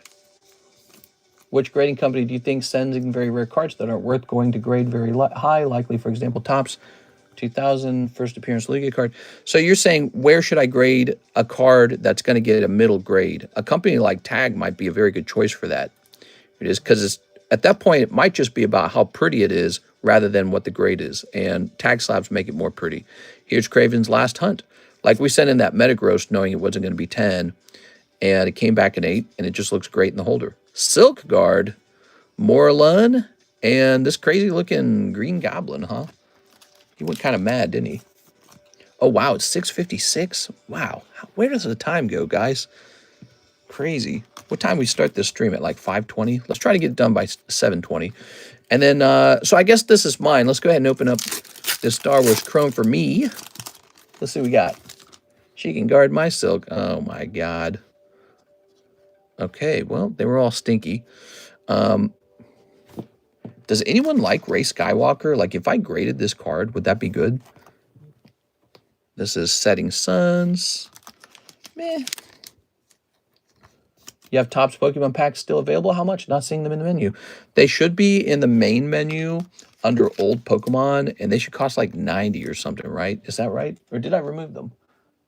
Do they cost 80 or do they cost 90? 90 per pack. Old Pokemon. Why is there a circle right there? Right here. Weird. Okay. I think the Topps first movie is what he has nothing to do a pack. Are you accepting mail-ins for tag grading? Yes, sir. We just got back a submission that included cards that were mailed into me all the way from the Netherlands. A gentleman named Stu, and he mailed me like 8 cards to grade, and we got them graded, and they're shipping back to him today. So the whole thing worked out. It's a cool thing, and we can help anyone with that. If you would just like to do some tag grading and have them displayed here on the table. This is pretty cool, huh? All right. So Andy Dirksen over here. So you're trying to grade 2 cards then, Mr. Andy. You're trying to grade 2 cards. I mentioned we cannot grade the action flips. I'm confident Tag will say we don't do those. But we could do any of these. Let's see. This one looks kind of nice, so that's a possibility. You can definitely grade Magic with them. Mirkwood Bats, Aragorn. I don't know if I saw one I wanted to grade. I like this one a lot. That one's pretty dramatic. Makes me sad. Okay, this one's a Refractor. I like the Refractors, obviously. They're a little more higher rarity. There's a cool Darth Vader. Ooh, that's a good one. That's a good one. Any other better than that? That one's good. So you got a couple good Star Wars cards to choose from, really. Do you really want to grade her? I don't know. Oh, there you go. There you go. Higher rarities in the back. Okay. So we got 2 pretty easily right there. I see it now. I'll place an order in the nighttime stream. Thanks, Mr. Also, still looking for a trade for store credit. If you get a chance to look at Discord, no big deal. Yeah, I know. It's like my brain doesn't want to work on that. Isn't that funny? It's because I'm so busy. Here we are. It's like trading for a group of cards I'm not actually interested in. I'm trying to help you out on them. I'm so stupid. I wish I had written down their cost on the slab. I'm supposed to do that so that I know what they cost to put into the box. And that way, if they come out and you want to sell them back, I can make sure to sell them at the correct, or buy them at the correct price, because my fear is that I'm going to buy them back for more than I paid for them. Or more than I put them in the box for. Okay, perfect. These two right here then. All right, these are mirror refractors. These two, you got 2 numbered cards. We're going to send those out. Andy Dirksen. Okay, yep. Tag grading, $30 per card is cheaper than PSA and faster. That's what we like about them. And they display cards really nicely, and they got a nice tough 10, and they got a chance at a pristine as well. So you could even send cards out and be a lucky guy and get a pristine. Are your odds high that happens? No, but you know, it's possible. Goes. And their pristine is not like the CGC pristine. Their pristine is more like the black label from Beckett. Actually, another company does that. It's called SGC. They have this super, super, super hard to get pristine grade. So that's similar. It's like their version of black label.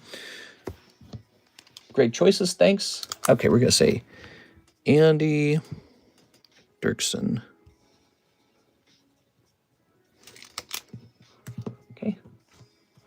And Andy Dirksen. All right. Good. Oops. Gotta drop that. Oh, okay. Lovely. Good. Now, Mr. Shahir would like 3 live customs. Oh, let me make sure no one else ordered those. Gotta make sure. Gotta make sure we do it in order. Okay, I think we're good. Mr. Shahir, good luck. 3 live customs. We got 1. We got 2. And we've got 3. Ooh, you got a little Merrill there. That's cute. Gengar 094. Let's take a quick look at Gengar 094. Oh, we put John Lucas's stuff over there. How am I going to remember that? Ooh. Ooh, see, like, for example, this was a $95 card on the table, but I only put it into the live customs for $80. So then I wouldn't want to base the buyback based off of 95. I want to base it off of 80. The problem is I do that all the time. I'm constantly marking cards down by the time they go into that box. Okay, it's pretty nice. You got a nice 10 Gengar out of that. Good. Shahir snipe and shake my head. Okay. All right. Oh, those are all hollows. And here's a fat, heavy bag. There it goes. Okay. Put that away. Hey, not bad. Yeah, pretty good. Very nice. Edward Cornelio says English PRB1 and 151 English. 151 English. This 151 English. PRB1 English. That is stored in a square box. Oh, there's that missing box of Phantasmal Flame. I was wondering where that was. So we have another box of that. That's good. Oops, come on. Come on, baby. Jesus. So hard to get my own cards. Is this it? Haha. All right. Lovely. Just put this back in here. Whew. Mister, am I allowed to advertise a battle for a card on a table? For example, tag 10, Sylveon, Japanese 120. I pay 60, and someone else to battle against me for the other 60. Winner takes the card. I think that's I'm not sure how legal that is. It might be allowed considering I'm not taking a cut as like the guy flipping the coin for you guys. I'm not sure what the rules are on that. We are. I could turn it into a custom break. If I turn it into a custom break, then you're buying a booster pack. So I think that at that point it's probably fine. Here it is. I'm not sure actually. What you're talking about is, will you help us do a coin toss game? And I don't think that it's something that bothers me at all. But I kind of want to not become like a dice roll company, you know what I'm saying?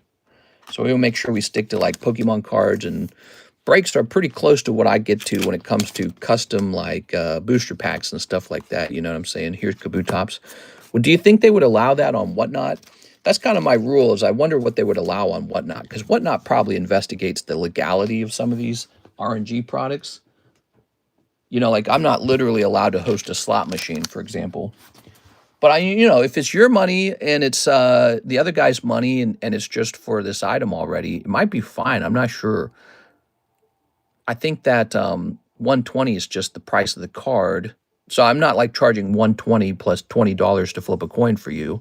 You see what I'm saying? So I actually don't know. Honestly, I don't think the government cares enough about Pokemon cards to really look into that kind of thing. And it's money for product. It's not money for money. So it's not like I've got a little dice cup and where's the ball? And, you're putting money down and then I'm paying you money. It's not like that. It's just a Pokemon card. So I think you probably could do it. Thing is, I just wouldn't want my whole business to be about that, because it's not a very stable thing to base your business around. That's for Mr. Edward. Okay, Mr. Edward. Fresh bag, right? Fresh bag. What do you guys think about that? There you go. Very nice. Okay. My UPC had 2 SARs in it, Dawn and Ho-Oh. Let's go ahead and get your name on this. Oops. Yeah, we used to do that basically with the Pokemon gym battles. Gym battles were essentially that. And instead of a coin toss, we used the battle decks to play a game of war, and it has a very similar effect to a coin toss. And I just got rid of those because for multiple different reasons. Like one of the things, when it's over, I'm supposed to give the other guy who missed the slab like some raw cards, and I just didn't feel like doing that. That's all it came down to. Like I just don't like the idea of having to work on that. Like for example, when you get into the Poke Shuffles, it's not just money for a chance for a slab. It's actually you're actually getting these common cards. You're buying these for $5 a piece, and then if you're lucky, you get one of these, right? So it's really, you're getting something. And I think that that's how Whatnot would want it to be. So if it's just a pure coin toss and then one guy gets a slab and another guy doesn't, I think that you can't have a system like that. So each person has to get something. And so you get this slab and the other guy gets some raw cards, but how do I put that together, and what does that look like? And I just decided, it's like, I don't even make money selling these little slabs. Now that's a big slab, that's 120, right? So that'd be a nice one to do a break on. But here's some other thoughts I have on it too. It's like, damn dude, like some guy's gonna miss a $60 coin toss. That's expensive. So other things I look out for are sort of like, I don't like to sell anything that has too much buyer regret, maybe. So buyer regret, I try to avoid that. I've learned over the years that buyer regret's bad for both me and the buyer. But when somebody has buyer regret, they don't come back and buy anything else. So I try to avoid buyer regret. And here we are. That's why I'm always advising you guys when you get in the breaks, like be aware of what the breaks really are. They're pretty expensive. Perspective would be, I'm willing to take a $60 shot at that card, but don't really want to pay the full 120. Law, I can see both sides of that argument. I guess I see that in the same line as the live customs. You might get nothing. Yeah, so even in the live customs, you do get a Pokemon card in the live customs. So actually, a great example today, Shahir opened some live customs and pulled some poker cards. Well, you saw that Ace of Spades Merrill, right? If that Merrill grades 10, that could be like a $80 card by itself. And so we're trying to do that more with the custom booster packs. I was actually talking to AI about this. I was saying, how can I make my channel more appealing, more satisfying? And it would, I was talking about each of the products, and it noted right away. It said, well, you're custom booster packs need to have actual things in there. So some actual pulls, kind of like opening a real Pokemon pack. So here we have 2 Hollows and a Cinderace VMAX. Now it's more like a real booster pack, and one of these packs will have like an Altart or something in it. And so that was on purpose because AI recognized that it's not very satisfying to be paid out, like 1 common card for a $40 booster. Now, maybe that's fine with the Poke Shuffles, $5, you get a common card. Maybe that's fine over there. But for the $40, live custom breaks, that's pretty steep. That's a pretty expensive booster pack to not get anything out of it. Let's see. You might get nothing. I guess I see that in the same line as the live customs. All right, so let's see. The live customs are a little $20 bite, and I'm trying to make those better too. You actually do get something. So Darren Thompson, Mr. Darren, how's it going, Darren Thompson? 1 spot in the Mega Lucario. So I'm trying to make them a more full-fleshed experience where you get like an actual booster pack with something in it. And same with the live customs, although they might give out a little less than the $40 boosters. They're supposed to give something out. And there's still exceptions to that. Like I can swap the custom boosters back to being just 1 common card, and that still fulfills like a rule that you're supposed to get a Pokemon card. So that's 1 spot in the Lucario. Darren Thompson, 3 Poke Shuffles. You got it. All right. Just sitting here waiting for a price on XY Evolution Slab. Ooh, on an XY Evolution Slab, is there one I needed to price? 1, 2, 3. There it is. Good. What do we have here? Hey, look at that. Charmander. Not bad. Charmander 9. This box of Poke Shuffles is so full. This is one of the most popular products on the whole table is the Poke Shuffles. They're $5, and they just give you a chance at a random slab. Or you might pull nothing. You might pull nothing but common cards. We need a break on one of those Nidokings. Yeah, that'd be cool. But that would take forever, right? Especially if we just made it like a $40 break. That would take so long, dude. All right. Darren Thompson. Thank you so much. Hedison Vasquez, 1 spot in Tag 9, Mega Lucario. All right. Mega Lucario is going to go off in 1 day, I think. There's only 2 spots left. Yep, this one's going off tonight for sure. Hedison Vasquez. Oops, Vaz with the Z. Quez. Oops, okay. Whipping that around. Shaboink. Pretty big bummer that this got a 9. Shows you how tough it is to grade cards.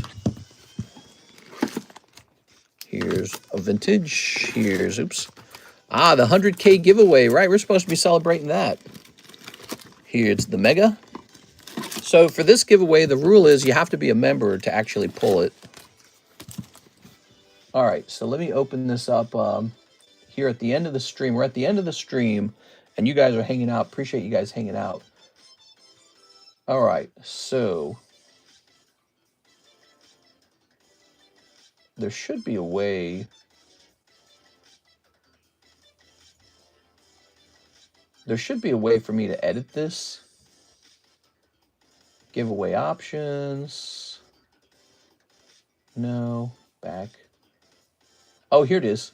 So right now we're turning off all options except for channel member. So only a channel member can get into this giveaway. Type in 100K to have a chance in there. Now this card, we valued it at 200 as a 10, as a TCC 10. The PSA 10 for this card is like 400 last sold. And like it's even more expensive if you're trying to buy it right now. So it's real nice. He's a nice card. Here's Mike's Side going in. Thanks for being a member, Mike's Side. Memberships are $2 a month. And we don't often host membership giveaways, but we probably should host more of them. A. Perez. Zam Dookie. He's got Dookie in the name. Cactuar Queen.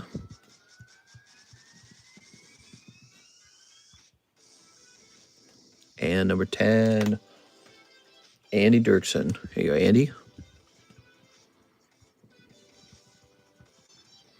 right. So we filled in some more of those spots. It's a big giveaway, so we're letting this one run a little slower, obviously. We're going to keep it going in the nighttime stream. I hope you guys are there for the nighttime stream for Friday. Usually it's a pretty fun stream. Ivan says, TCC Slab the Charmander. You got it, man. I think I know what you're talking about. Isn't there like a $6 Charmander somewhere in here? This one? Look at that, guys. So that is 151 Charmander 9.5. Ivan Rodriguez. Basically almost giving this card away, but just making it a little bit. $6. Okay, there you have it. Very nice. Cool, man. Well. What an interesting stream. This is all the way up to 5 out of 7. That'll go off tonight, and so I guess we'll end up picking yet again another lightning break. And I think it should work like this in the future. I think we should have a lightning modern break and a lightning vintage break. Should always work that way. 2 hot breaks running side by side. And then the live customs are the live customs. Instantaneous. Well, I don't know. You know, it all competes with itself. That's the struggle, guys. You know, this is why we got to get more people in here. We got to expand our audience to be larger. You guys can help me. If you guys really have enjoyed the stream over these years, do me a favor and recommend me to a friend who you think likes Pokemon cards and might be interested in these breaks.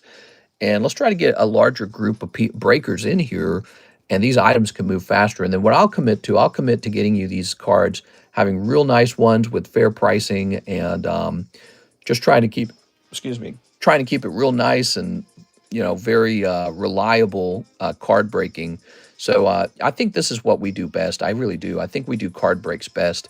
We of course, we don't have any problem with opening booster packs or anything. I just really enjoy hosting the card breaks. That's it. So we do that really well.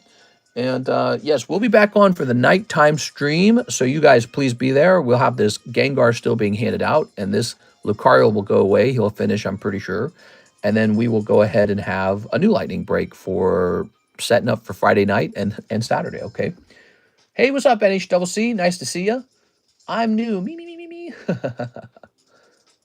All right. Thank you, everybody. Great stream.